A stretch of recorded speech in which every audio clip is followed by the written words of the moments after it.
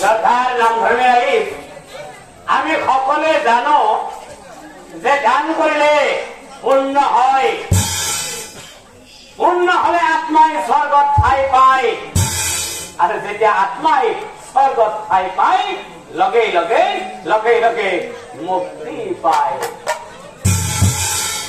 আমি এতিয়া এনে এজন মহান দানীৰ কথা আমি এই নাগাৰা নামৰ মাধ্যমেৰে আপোনালোকৰ ওচৰত পৰিৱেশন কৰিম। অজানিত হয়তো বহুতো ভুল ত্ৰুটি হৈ যাব পাৰে। প্ৰথমে মই তথা আমাৰ দলে আপোনালোকৰ ওচৰত আপোনালোকৰ শ্ৰীচৰণত সেৱা নিবেদিছো। এই গুণীয়ক সভাসদ আমি কৰো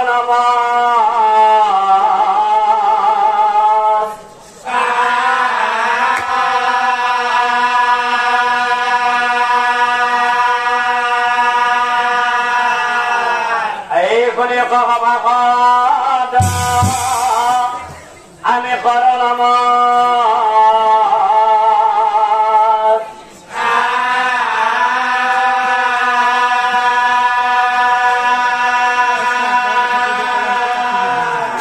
মহাভাৰতৰ পদ আমি কৰিব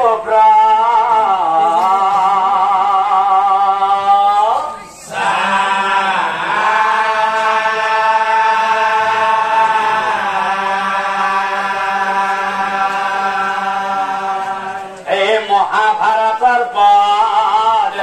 আমি কৰিব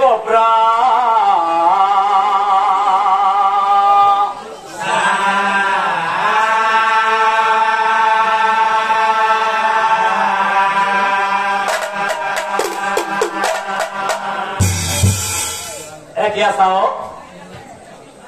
এই ৰত্নাৱতী পুৰা ৰজা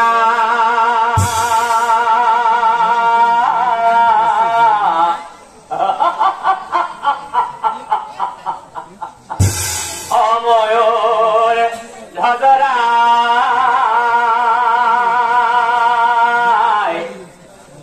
এই ভাৰ্যা কুমুদতীৰ সৈতে অসুখে দিনা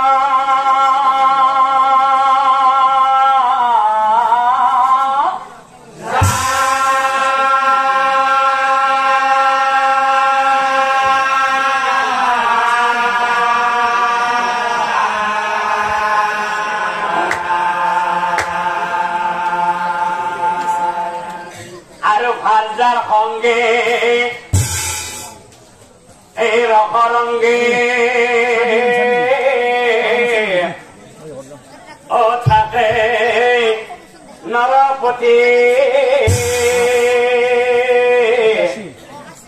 এই ৰজাৰ ঔৰসে ভৈলা ভৰাণী গৰ্ভ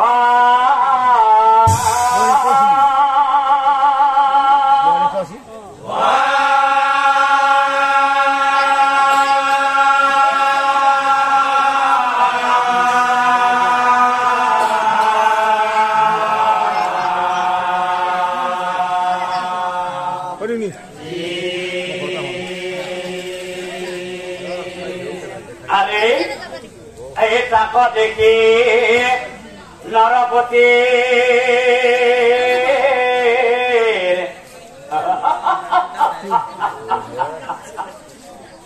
আনন্দ মিলিলা আৰু এদিনাখন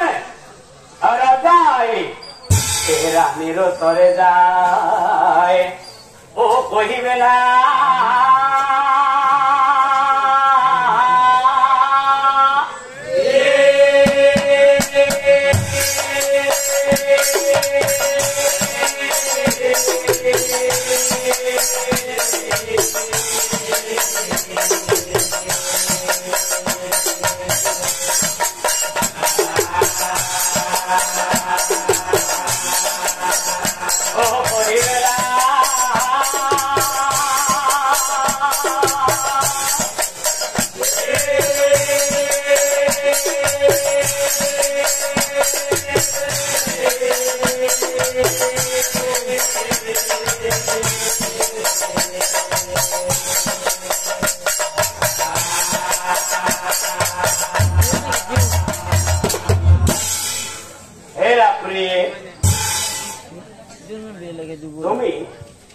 তুমি গৰ্ভৱতী হলা নহয়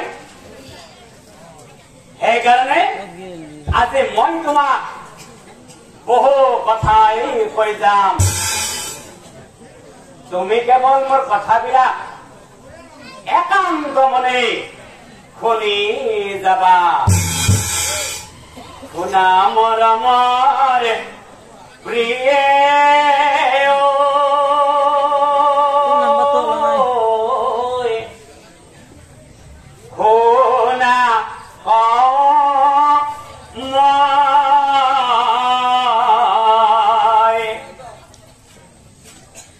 গৰ্ভৱতী হলা তুমি জানি আছো মই গতিকে প্ৰিয় ঈশ্বৰক চিন্তা কৰিও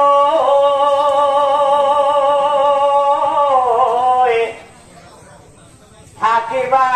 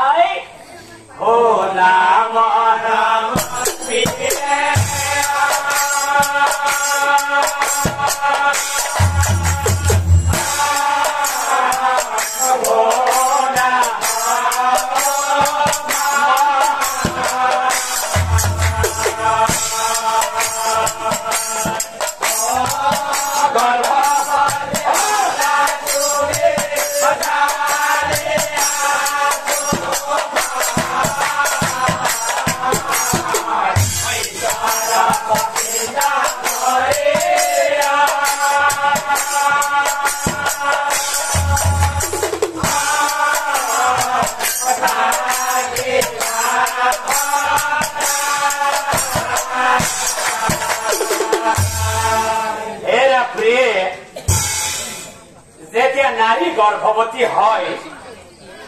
সেইখিনি সময়ত কি কৰিব লাগে জানানে সদায় সঁচা কথা কব লাগে কাকো বেয়াকৈ কব নালাগে পাৰিলেই দয়াশীলা হব লাগে আজিৰ পৰা তুমি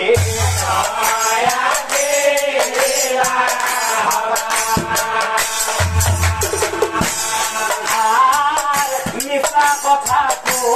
পাইছ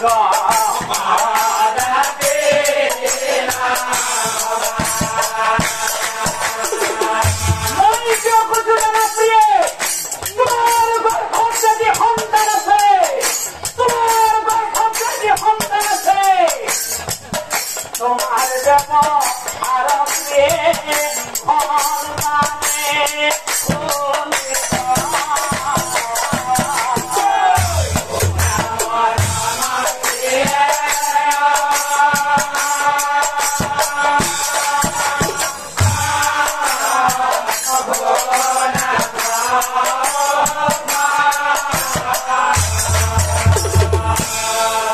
এনেদৰে নৰপতিয়ে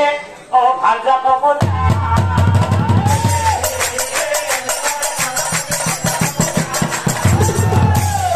অনন্তৰে গুণ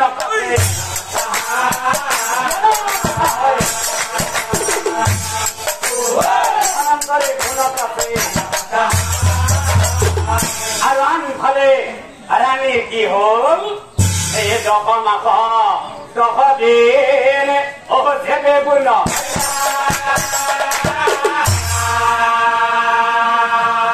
একদিন ৰানীৰ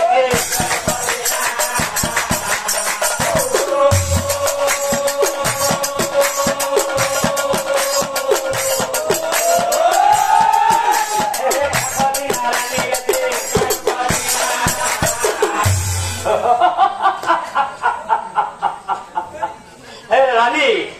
পুত্ৰ দেখি ৰাজা ৰানীৰ ওই আনন্দ মিলা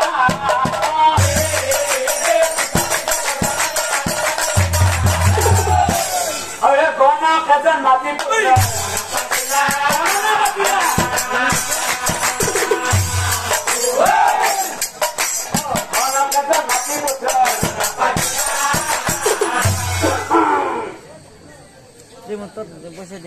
এইখনে মোৰ কৰ্ম নে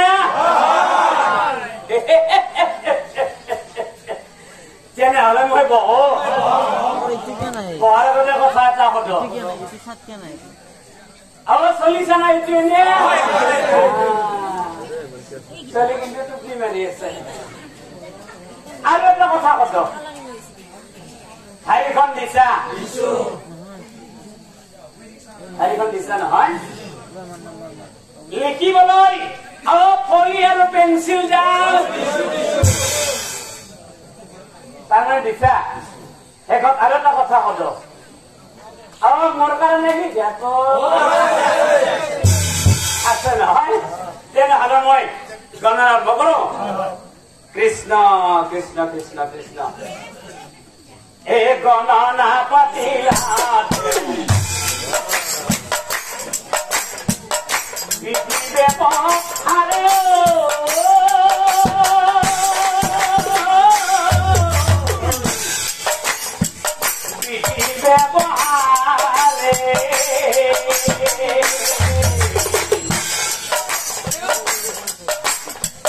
কুণ্ডলিয়া দিছে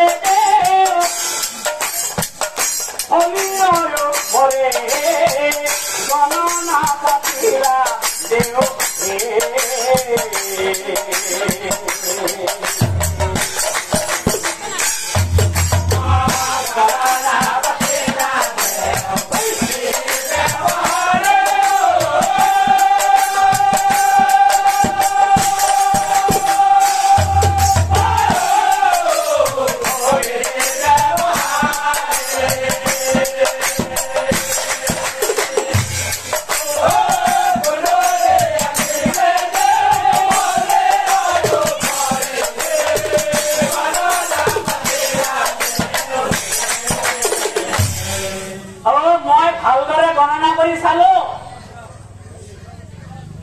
চলি কিন্তু ডাঙৰ হলে সাংঘাতিক বস্তু হব জন্ম লগ্ন ভাল হলে মিলাই মিলাই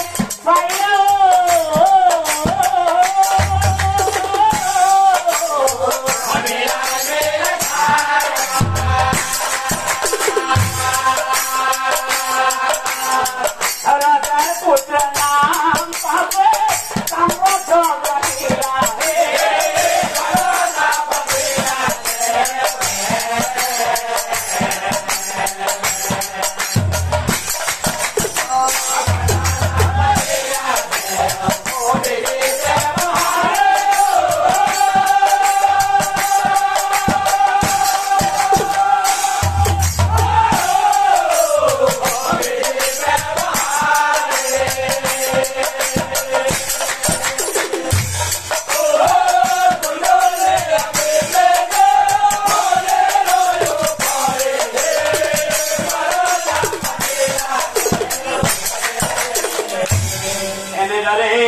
গণনা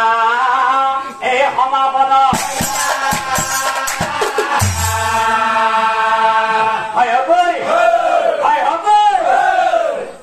ৰজা চলি গতিকে আমি সকলো আশীৰ্বাদ দিয়ে ভাল হব নহয় নে ৰজাৰ পুত্ৰ সকল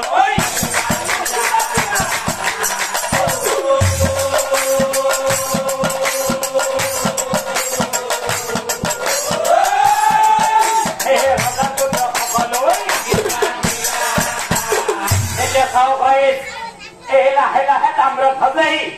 বাঢ়ি বেড়াই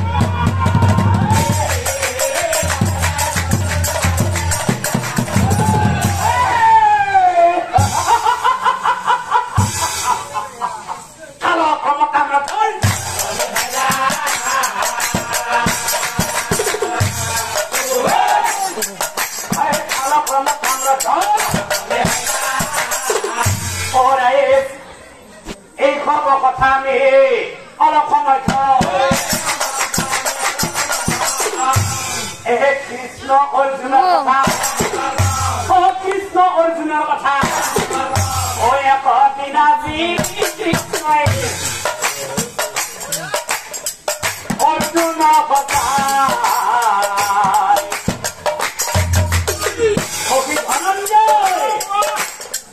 ময়ূৰ কথা আমি পাতি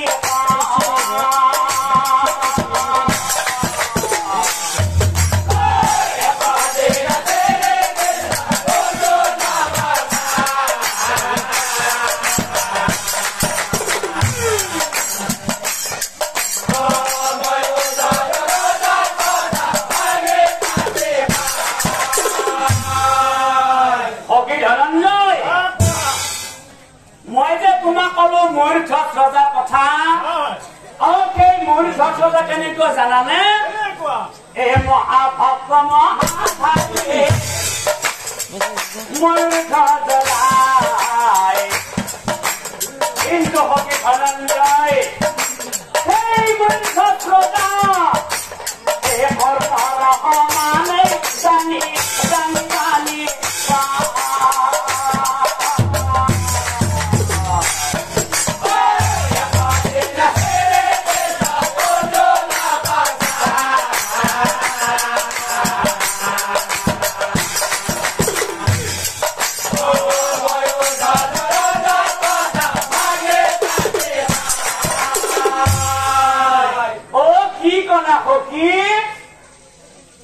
মূৰ্খ শ্ৰদ্ধা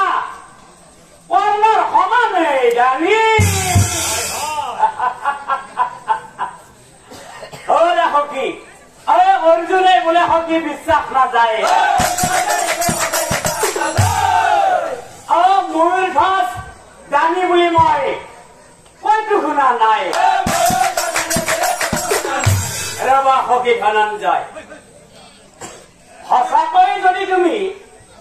মূৰ্খ শ্ৰদ্ধা জানি বুলি কইটো শুনা নাই তেনেহলে আমি দুইজনে এতিয়া এটা কাম কৰিম আমি দুইজনে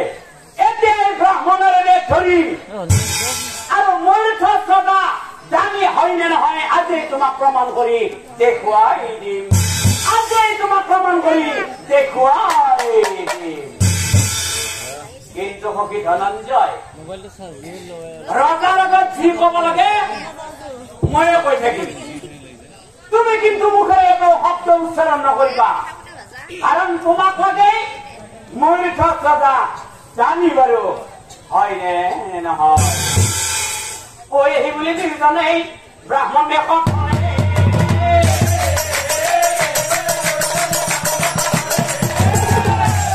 আহি থাকা হাতত ৰাখি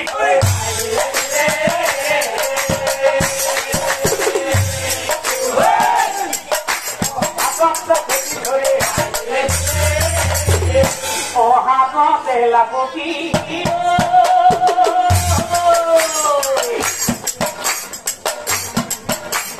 ওলাল দুয়ো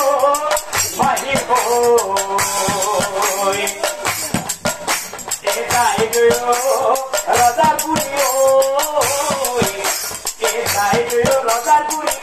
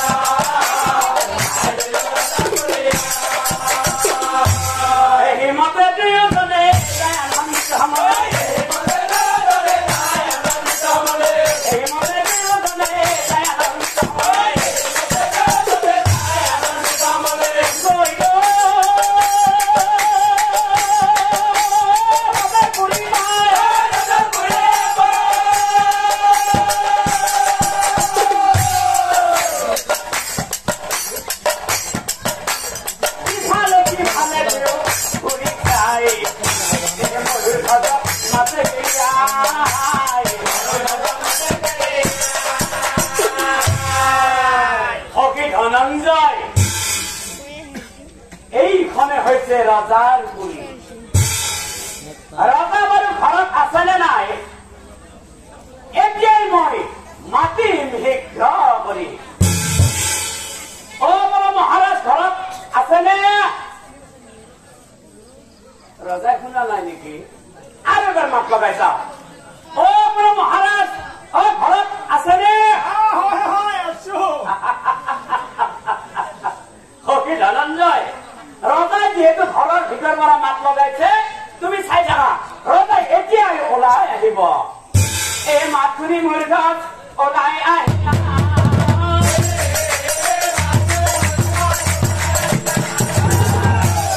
আৰে আহক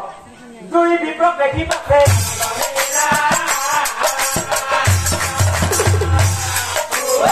বিপ্লব বিপ্ৰ হব আজি মোৰ উপায়খনে বিপ্ৰ ৰাজখনে কোনে কৰি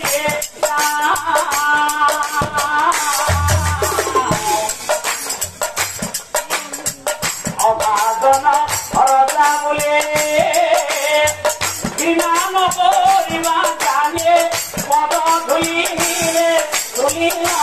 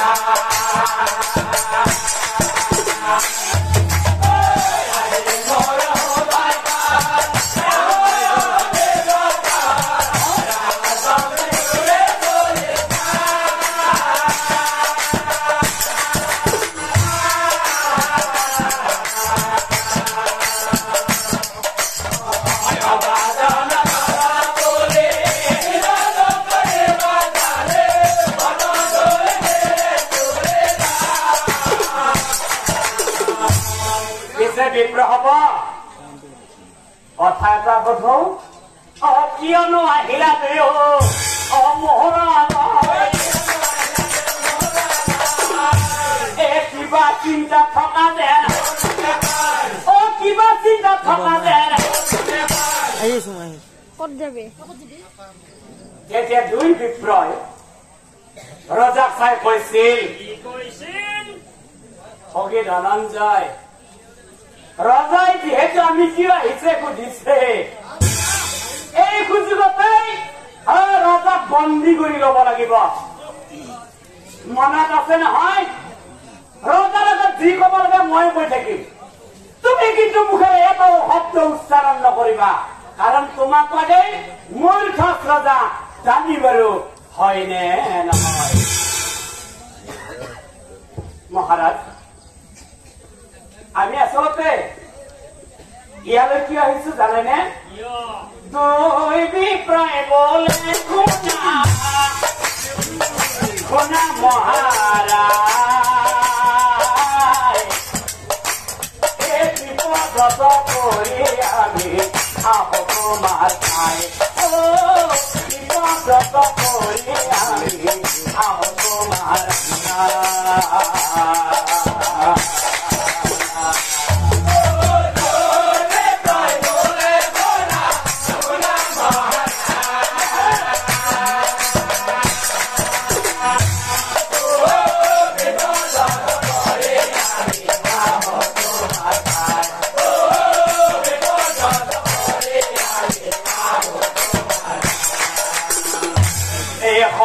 বিচাৰিয়াতে মৰিছো ভাগৰি উপযুক্ত সহায় আমি মনাই বিচাৰে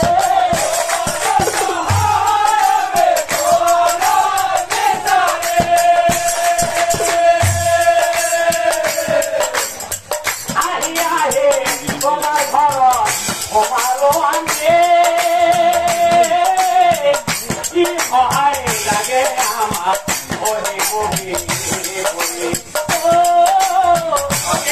সহায় লাগে আমাক বহি বহি বহি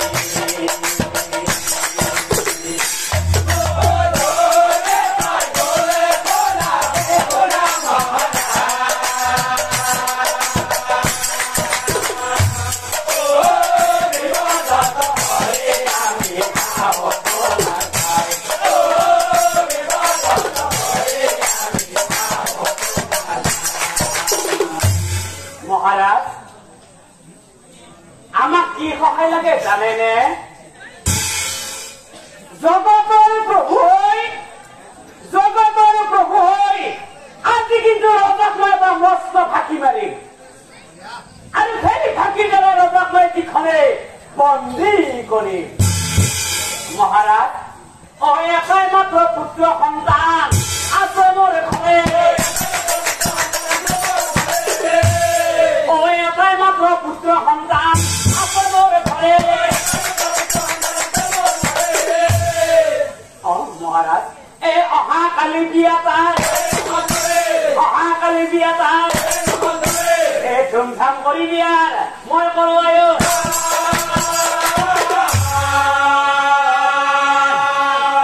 কিন্তু মহাৰাজ এই হঠাতে আহি একক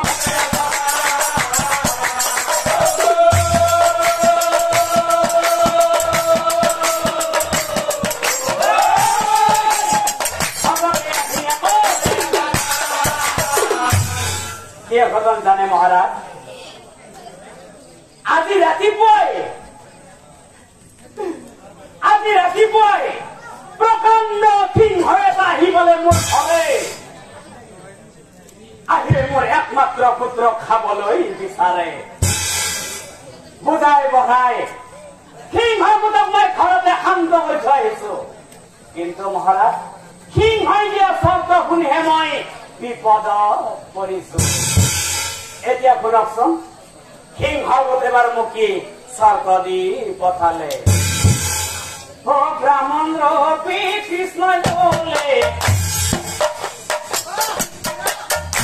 মহাৰায়ে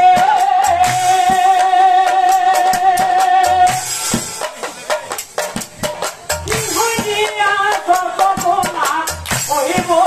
যায়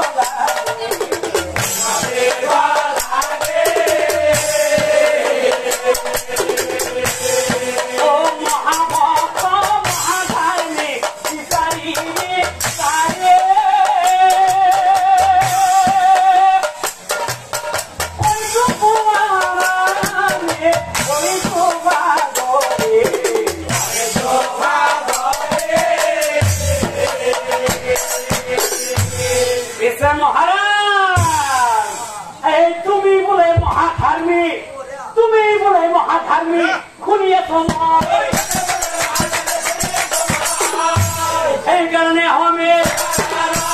গতিকে মহাৰাজ তোমাৰ দেহা এই সোফাল কাটিয়ে আমাক দিয়া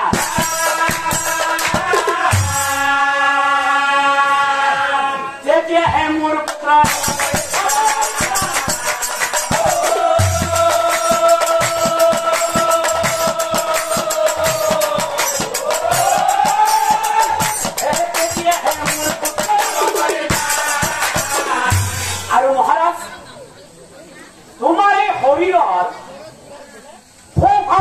কেনেকৈ জান দিব লাগিব জানা তোমাৰ ভাঞ্জা পুত্ৰই মিলি তোমাক কাটিব লাগিব তোমাৰ ভাঞ্জা পুত্ৰই মিলি তোমাক কাটিব লাগিব তেতিয়াহে তোমাৰ মাংস সিংহ গোটেই ভক্ষণ কৰিব আৰু মহাৰাজ ভাঞ্জা পুত্ৰই তোমাক কাটোতেই যদি কান্দা তুমি ভাঞ্জা পুত্ৰই তোমাক কাটোতে যদি কান্দা তুমি তোমাক জান নালাগে হলো তোমাক আমি তোমাক জান নালাগে হলো তোমাক আমি এই কথা শুনি মোৰ ঘৰৰ ঐ আনন্দ মিলি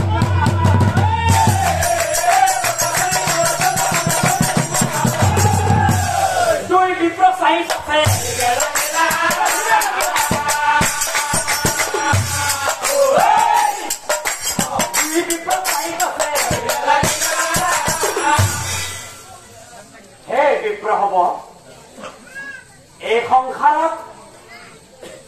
মই এটা কথাই জানো, সেইটো হৈছে আনক উপকাৰ কৰা। গতিকে নিজে মৰি দিয়ে জীৱন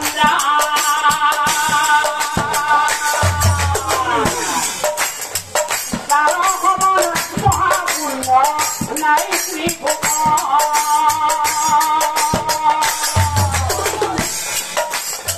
দান কৰিলে পুণ্য হয় আশ্ৰম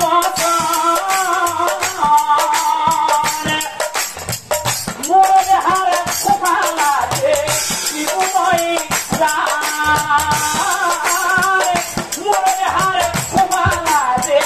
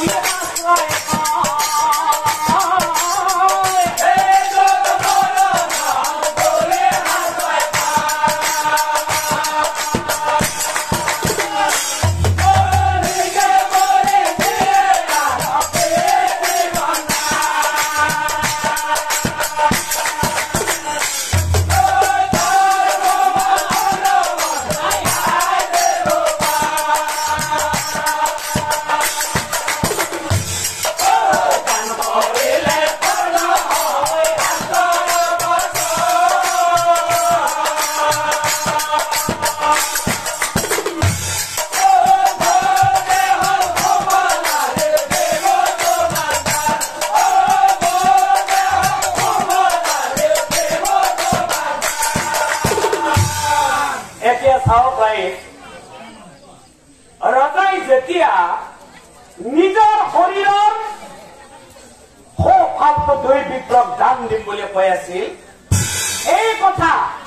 ভালদাৰু পুত্ৰই শুনিবলৈ পাইছিল। ৰজা কথা শুনি লম তো ভাল যাওঁ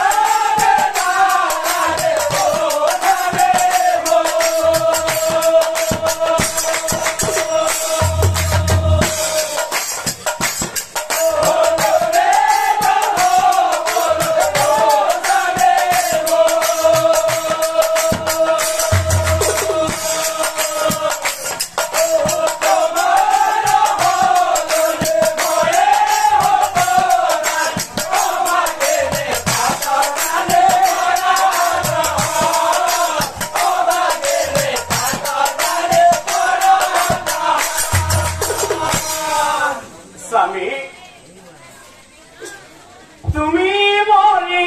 গলে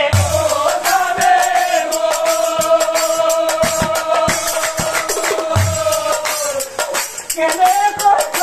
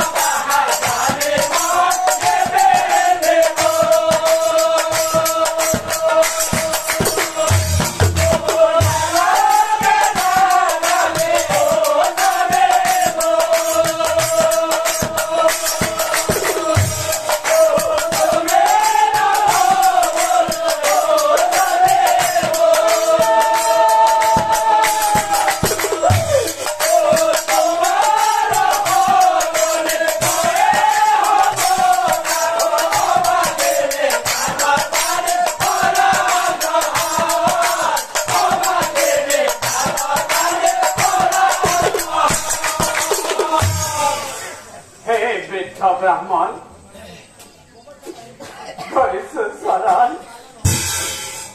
স্বামীৰ সলনি আজি ময়ে হইব দান স্বামীৰ সলনি আজি ময়ে হইব দান কি কলা আই তুমি তোমাৰ স্বামীৰ সলনি দান হবলৈ বিচাৰিছা বৰ ভাল কথা আই বৰ ভাল কথা কিন্তু এটা কথা হল নহয় আই এই নাৰীৰ মাংস নালাগে আমি নকৰো গ্ৰহণ মহাপুৰুষৰ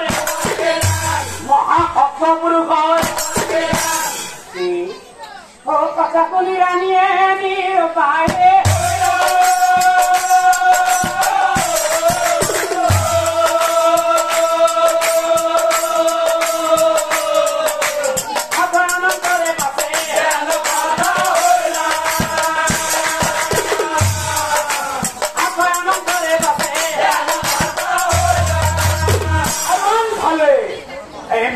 গঞ্জন ঘুরি পুত্র হরে নাই এই প্রাণের হরে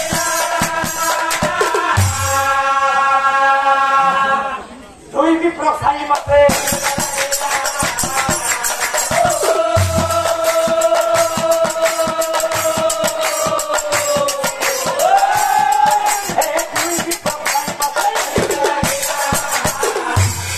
বিপ্লব হব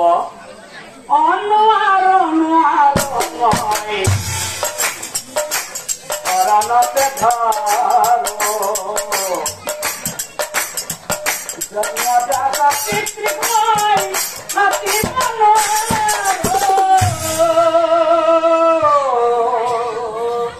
নুয়ারো নুয়ারো ময় অরণতে ধরো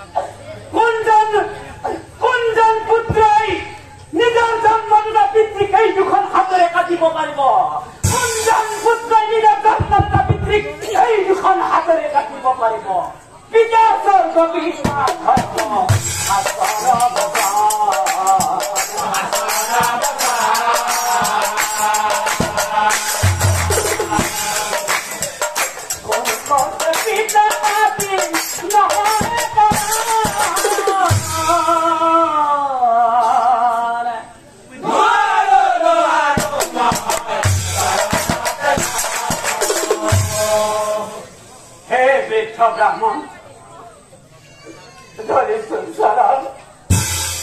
পিতৃৰ সলনি আজি ময়ে হইব দান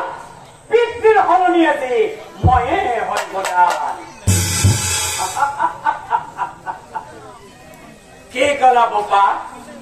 তুমি তোমাৰ পিতৃৰ সলনি দান হবলৈ বিচাৰিছা? বৰ ভাল কথা। এনেকুৱা সন্তান বৰ্তমান সমাজত বহুত প্ৰয়োজন। কিন্তু বাছা কথা এটা হল নহয়,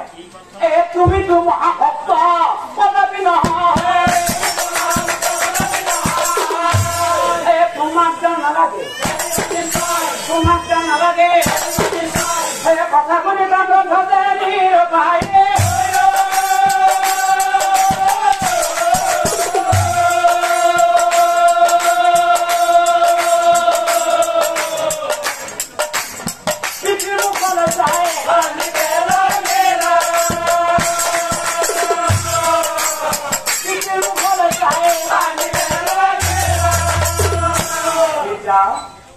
নালাগে নালাগে পিতা,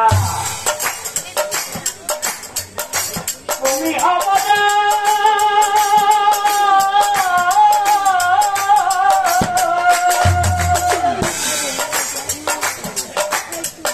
দুয়ো বিপ্র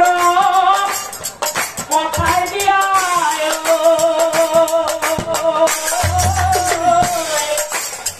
নিজৰ ভৱন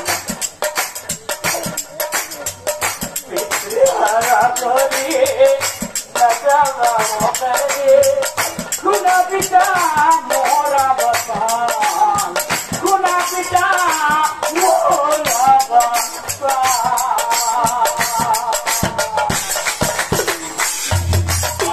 নালাগে নালাগে পিতা,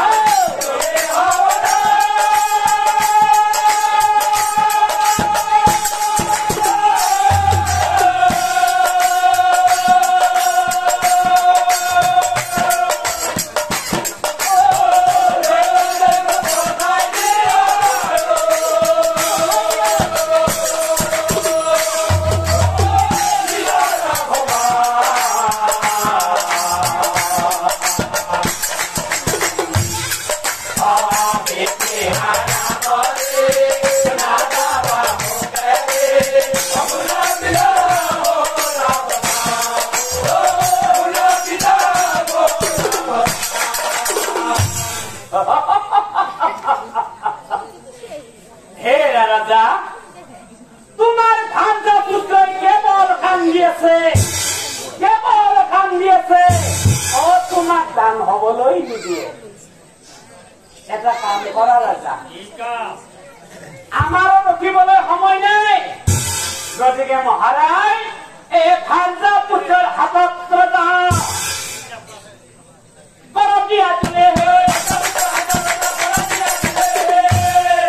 তোমাৰ দেহা ফালি দিও, তোমাৰ দেহা ফালি দিও। এই কথা শুনি মই ধৰ আনন্দ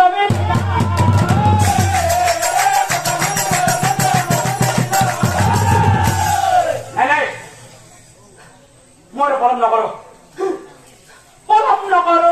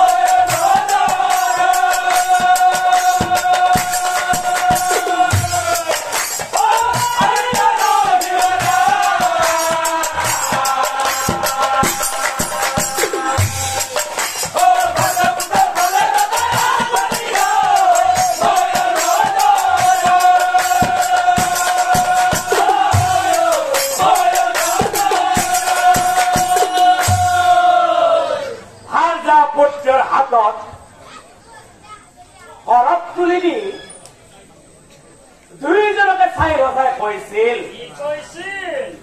হে মোৰ মৰমৰ ভাৰ্যাৰ পুত্ৰ এডাল জ্বলন্ত বনই যেনেকৈ আনক পোহৰ বিলাই এটা সময়ত নিশেষ হৈ যায় ময়ো এই দুই মহান ব্ৰাহ্মণক উপকাৰ কৰি মৰি যাম নকৰিবা দুখ নকৰিবা সুখ মৰি পাতি দিছো মোৰ পাতি দিছো কাটা দেও মোক পৰা ঘাটে নাই দেও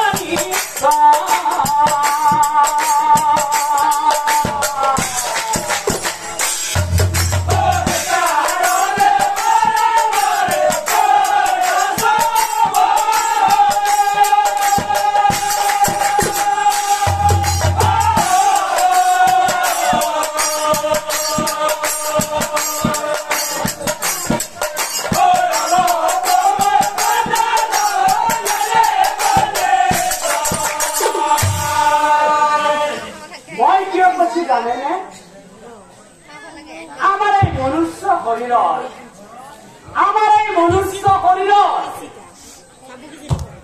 এই সৌভাগ্য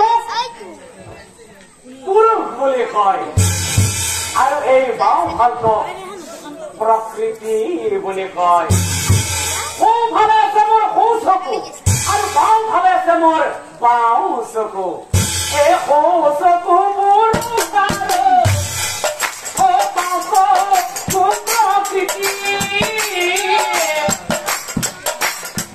প্রকৃতির অর্থ হয়েছে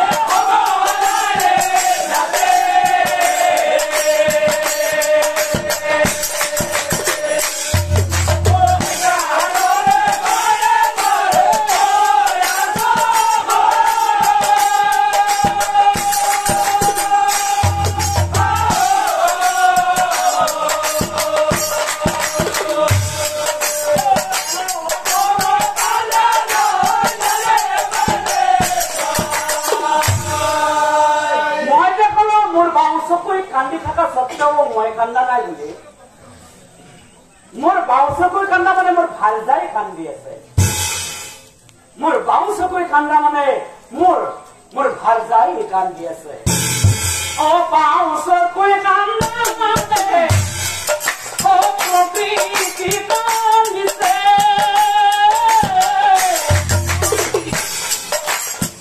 মই নিজে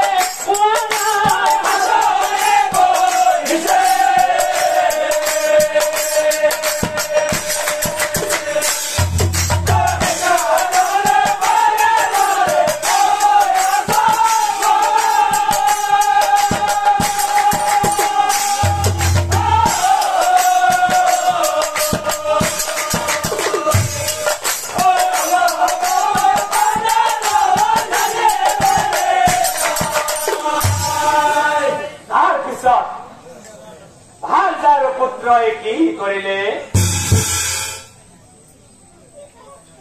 ভাজা পুত্র মিলি রদা ও কাটি বল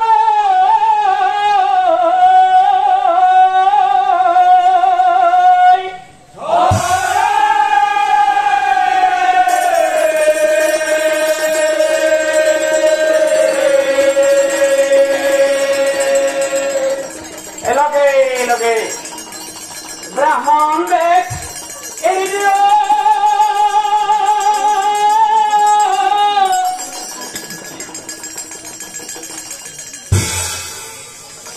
নিজের রূপ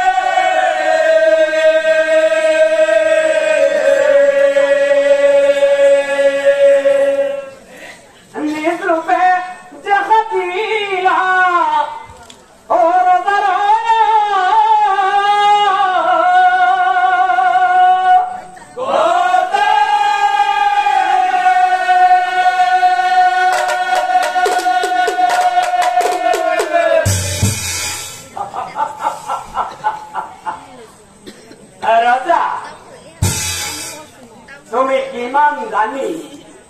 প্রমাণ করে চালো আমি সঁচাকৈ বুঝি পালো মহাজানী তুমি।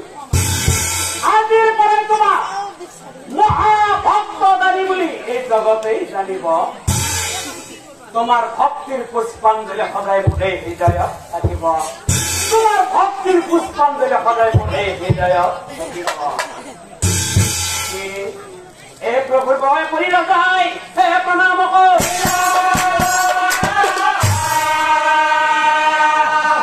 প্ৰভু। এ প্ৰভু চাহিয়া পাছে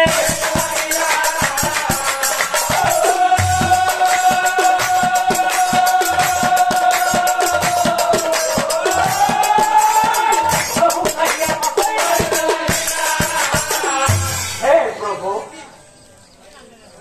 মাত্ৰ ইচ্ছা আছিল তোমাক চাবলৈ নিজ ৰূপে দেখা দিলা আহি মোৰ ঘৰলৈ নিজ ৰূপে দেখা দিলা আহি মোৰ ঘৰলৈ অত ভাগ্যৰ ফলপ্ৰসূ তোমাক দেখিলো সঁচাকৈ আজি মই মহাধন্য হলো সঁচাকৈ আজি মই মহাধন্য হলো তাৰ পিছত কৃষ্ণ অৰ্জুনে কি কৰিলে ৰজক আশীৰ্বাদ দিয়া কি যাইমা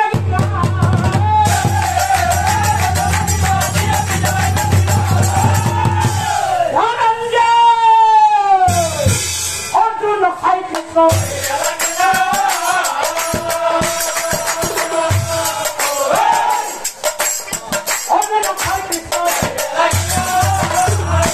ধনঞ্জয়